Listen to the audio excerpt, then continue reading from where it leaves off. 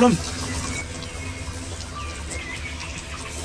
Toprak bilen oynama Leyla oğlum. Surasın kapılı yana o. Ferhat ne? Ne emet bu vahiy. Ne emet yan? Akı yarımı düşüyor ve adamla topraktan yakar ettim. Hava. Ben onu bana okuma ve ecem yakar yürü.